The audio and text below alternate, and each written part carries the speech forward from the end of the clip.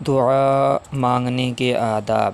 دعا صرف خدا تعالیٰ سے مانگنی چاہیے، اس کے سوا کبھی کسی کو حاجت روائی کے لیے نہ پکاریں، اس لیے کہ دعا عبادت کا جوہر ہے اور عبادت کا مستحق تنہا خدا ہے۔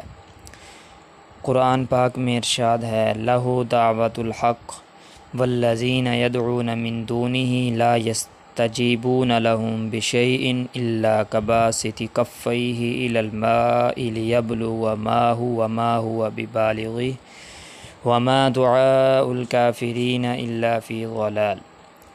ترجمہ: اسی کو پکارنا برحق ہے، اور یہ لوگ اس کو چھوڑ کر جن ہستیوں کو پکارتے ہیں وہ ان کی دعاؤں کا کوئی جواب نہیں دے سکتے۔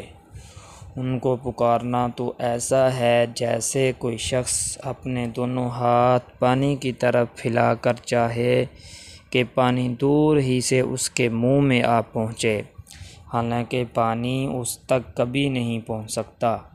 بس اسی طرح کافروں کی دعائیں بے نتیجہ بھٹک رہی ہیں، یعنی حاجت روائی اور کارسازی کے سارے اختیارات خدا ہی کے ہاتھ میں ہیں، اس کے سوا کسی کے پاس کوئی اختیار نہیں، سب اسی کے محتاج ہیں۔ اس کے سوا کوئی نہیں جو بندوں کی پکار سنے اور اس کی دعاؤں کا جواب دے۔ یا ایھا الناس انتم الفقراء الی اللہ واللہ ھو الغنی الحمید۔ انسانوں، تم سب اللہ کے محتاج ہو، اللہ ہی غنی اور بے نیاز اور اچھی صفات والا ہے۔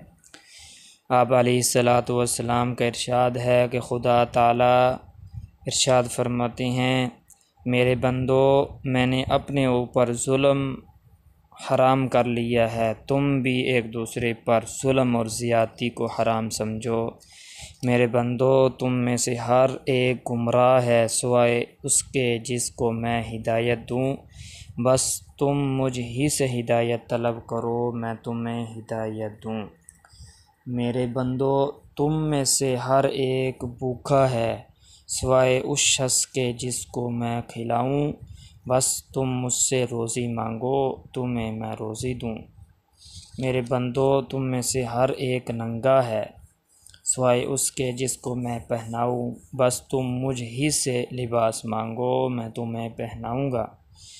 میرے بندو، تم رات میں بھی گناہ کرتے ہو، دن میں بھی، اور میں سارے گناہ معاف کر دوں گا۔ مسلم شریف۔